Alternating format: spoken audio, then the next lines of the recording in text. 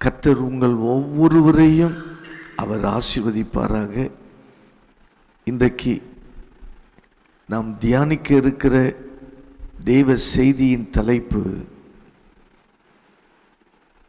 என் வாழ்வில் தேவ திட்டம் நிறைவேற வேண்டும். என் வாழ்வில் தேவ திட்டம் நிறைவேற வேண்டும். இதான் இன்றைக்கு நம்ம தியானிக்கிற தேவ செய்தியின் தலைப்பு.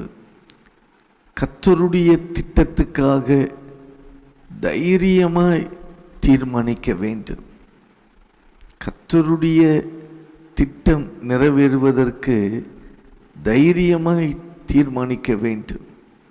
அதற்கு நம்மை ஒப்பு கொடுக்க வேண்டும். கர்த்தருடைய திட்டம் மட்டும் நிறைவேறுவதற்கு நாம் விரும்ப வேண்டும். ஆண்டவர் உங்களை குறித்து ஒரு திட்டத்தை கர்த்தர் வச்சிருக்கிறார்.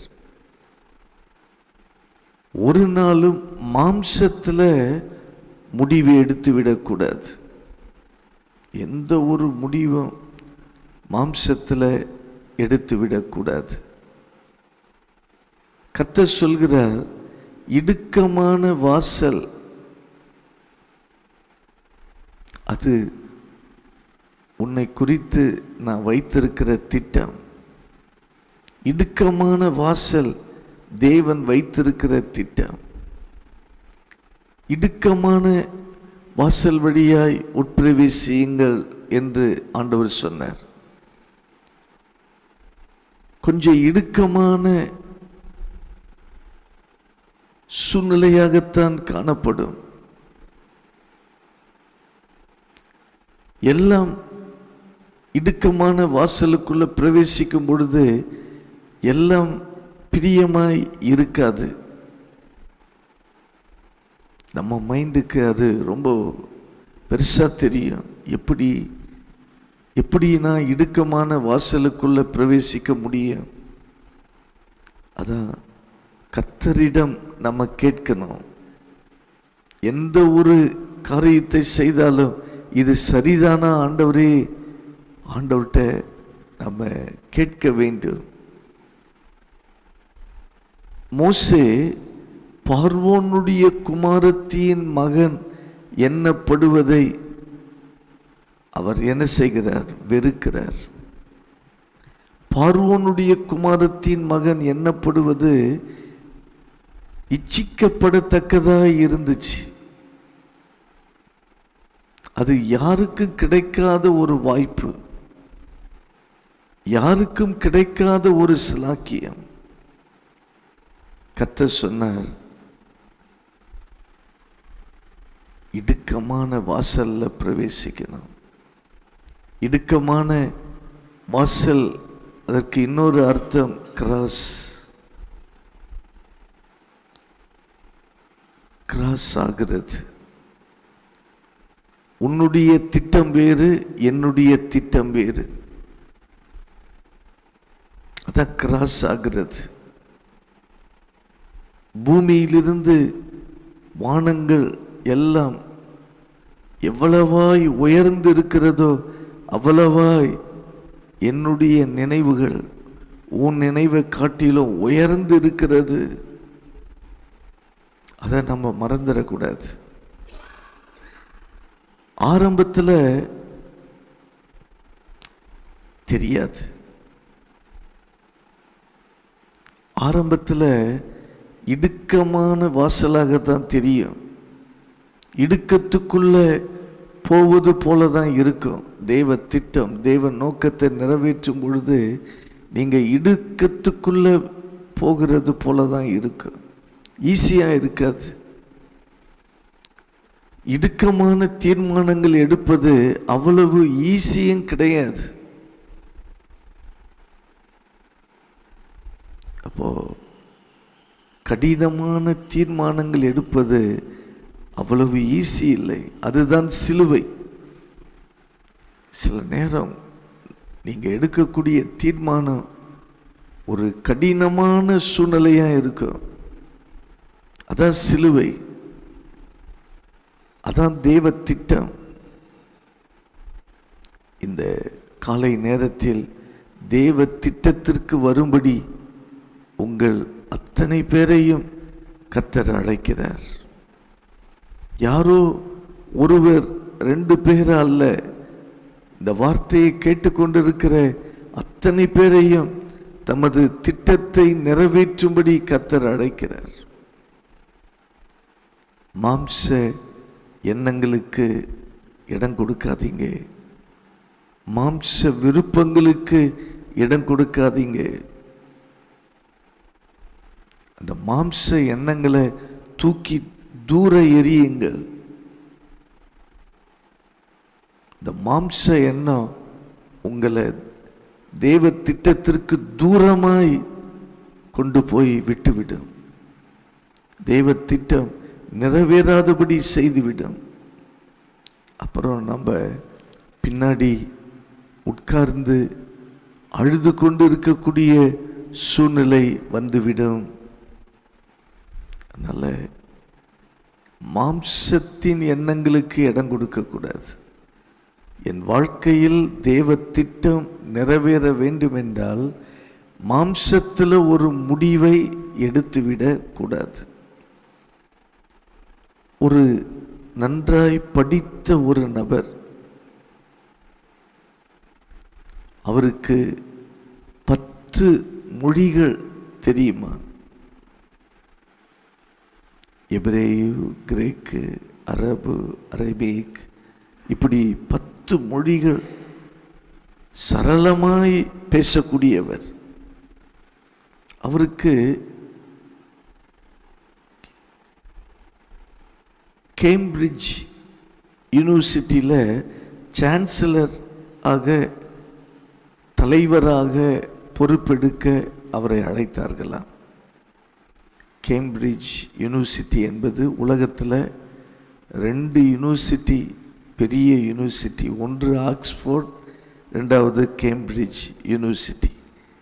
அதில் இவருக்கு சான்சலர் பதவி, பல்கலைக்கழக தலைவராய்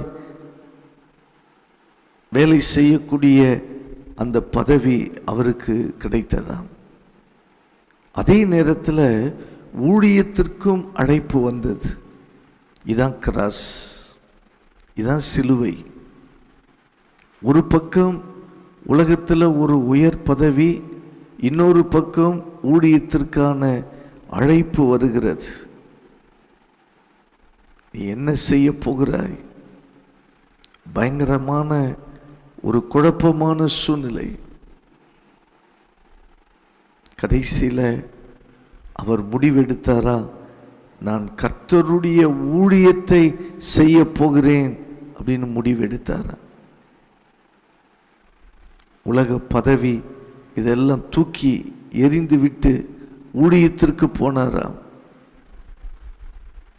அந்த நபரை சுற்றி இருந்தவர்கள் எல்லாரும் இவருக்கு பைத்தியம் பிடித்து விட்டது, இவர் ஒரு முட்டாள், இந்த ஆளை போல உலகத்தில் ஒரு ஃபூலிஷ் ஒருவரும் இருக்க மாட்டார்கள், ஊழியத்துக்கு போனா என்ன கிடைக்க போகிறது? அந்த மனுஷன் துணிந்து மனிதர்கள் சொன்ன வார்த்தைக்கு வளைந்து கொடுக்காமல் இயேசுவை பின்பற்ற ஒப்பு கொடுத்தார். அப்ப இயேசுவுக்கு பின்னால வருகிறவர்கள் மற்றவர்களுக்கு வளைந்து கொடுக்க மாட்டார்கள், தைரியமாய் இருப்பார்கள். கர்த்தருக்காக சில தீர்மானங்கள் எடுக்கும் பொழுது, கர்த்தருக்காக சில முடிவுகள் எடுக்கும் பொழுது உறுதியாய் இருப்பார்கள்.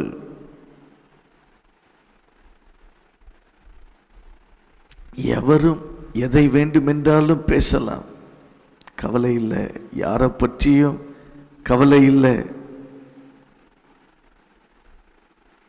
கர்த்தர் ஒரு காரியத்தை சொல்லி இருப்பார் என்றால் அதைத்தான் செய்ய போகிறேன். அவங்க என்ன நினைப்பாங்க, இவங்க என்ன நினைப்பாங்க, சொந்தக்காரங்க என்ன நினைப்பாங்க, இது பிரச்சனை கிடையாது. அவங்க பேசுறாங்களா, பேசட்டும். தேவ திட்டம் என் வாழ்வில் நிறைவேற வேண்டும். தேவ திட்டம் என் வாழ்வில் நிறைவேற வேண்டும். தேவ திட்டத்தை நிறைவேற்றாமல் போனாதான் நம்ம பின்னாடி அழுது கொண்டு இருப்போம். நம்ம தேவ திட்டத்தை நிறைவேற்றணும். கர்த்தருடைய பிள்ளைகள் கர்த்தருக்காக வைராக்கியமாய் எழும்பும்படி விரும்புகிறார். கர்த்தருடைய பிள்ளைகள் கர்த்தருக்காக வைராக்கியமாய் எழும்பணும். எதற்கு? தேவ திட்டம் என் வாழ்க்கையில் நிறைவேற வேண்டும். கர்த்தருக்காக வைராக்கியமாய் எழும்பும்படி கர்த்தர் விரும்புகிறார். விசுவாச வாழ்க்கை என்றால் என்ன? அதை தான் நம்ம பேசிக்கொண்டிருக்கிறோம். விசுவாச வாழ்க்கை என்பது விசுவாசத்தினாலே பார்வோன் குமாரத்தியின் மகன் எண்ணப்படுவதை மோசே வெறுத்தார். அப்போ விசுவாசம் வெறுக்க தூண்டுகிறது. தேவ திட்டம் இல்லாத காரியங்களை வெறுக்க வைக்கிறது.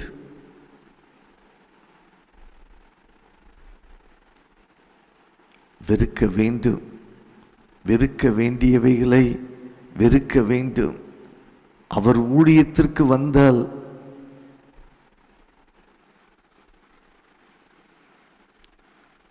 வெறுக்க வேண்டியதை வெறுக்க வேண்டும்.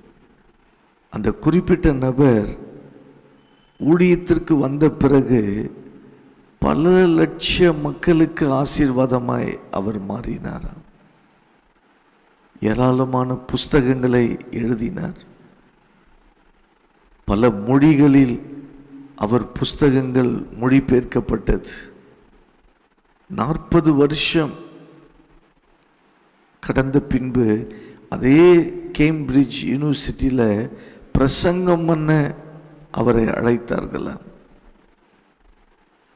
ஏற்ற நேரத்தில் ஏற்ற முடிவுகள்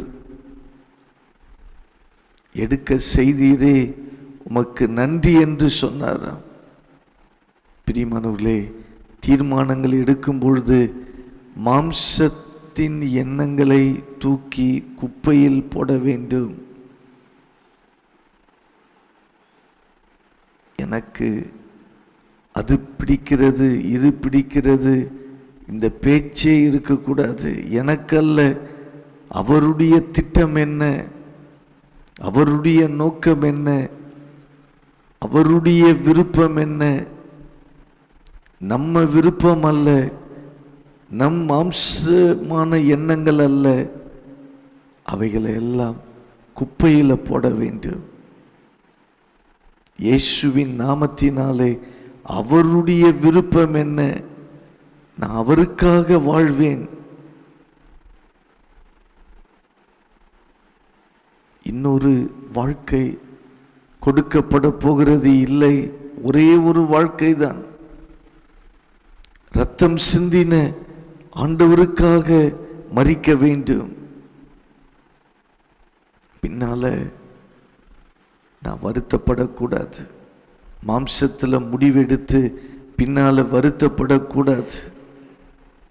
என்னுடைய காலங்களை நான் திரும்பி பார்க்கும் பொழுது என்னுடைய 20 வருட காலங்கள் அல்லது 30 வருட காலங்கள் திரும்பி பார்க்கும் பொழுது கண்ணீர் வடிக்கக்கூடாது.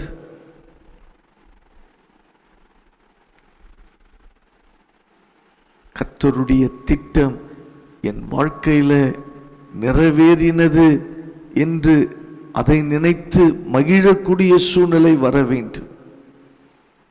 கர்த்தாவே, நீங்க என்னை நடத்தி வந்த பாதைகளுக்காக நன்றி ஆண்டவரே. என்னை சரியான பாதையில் நடத்தி கொண்டு வந்ததற்காக ஸ்தோத்திரம். இப்படி துதிக்கக்கூடியவர்களாய் நாம் இருக்கணும். உமது பாதைகள் நெய்யாய் பொழிகிறது.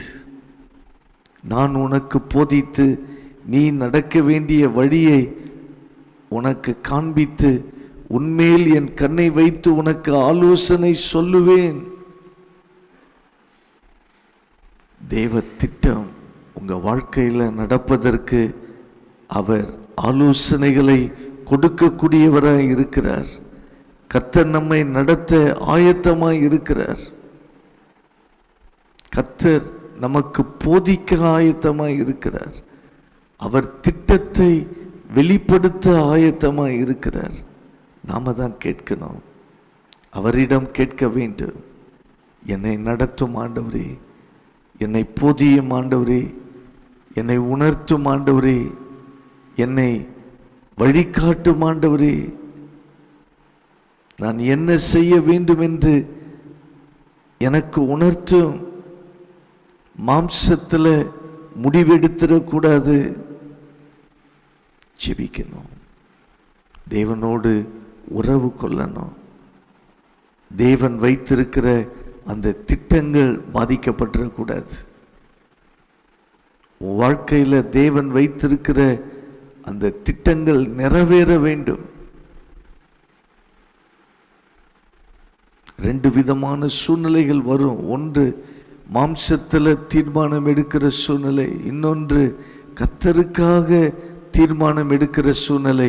இதுதான் மோசேக்கு வந்தது.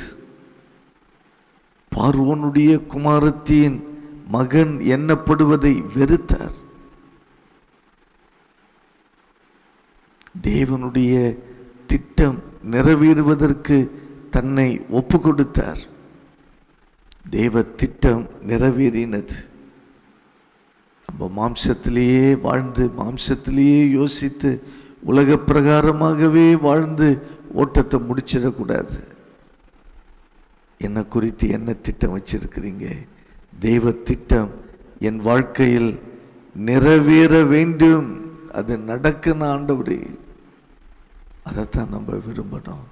நம்ம ஜெபம் பண்ணுவோம், நல்ல ஆண்டவரே, தேவ திட்டம் என்னை குறித்து, என் வாழ்க்கையில் என்னை குறித்து நீங்க வைத்திருக்கிற திட்டம் நடக்கணுமாப்பா. அந்த தீர்மானங்கள் எடுக்கும் பொழுது ஒரு இடுக்கமான வாசல் போல தெரியலாம், சிலுவை போல தெரியலாம். ஆனால் அங்க தேவனுக்காக தான் தீர்மானிக்கணும். மாம்சத்தில் எதையும் தீர்மானித்து விடக்கூடாது. உங்க திட்டம், உங்க நோக்கம் எங்க வாழ்க்கையில நிறைவேற வேண்டுமாப்பா. உங்க வல்லமைக்குள்ள தாழ்த்துகிறோம். ஒவ்வொரு தேவ பிள்ளைகள் மேல உங்க பிரசன்னம், உங்க கிருபை, உங்க ஆசீர்வாதம் நிரம்பி இருக்க ஜெபிக்கிறேன். இயேசுவின் நாமத்தில் ஜெபிக்கிறேன் நல்ல பிதாவே, ஆமேன், ஆமேன். கர்த்தர் உங்களை ஆசீர்வதிப்பார். தோத்திரம்.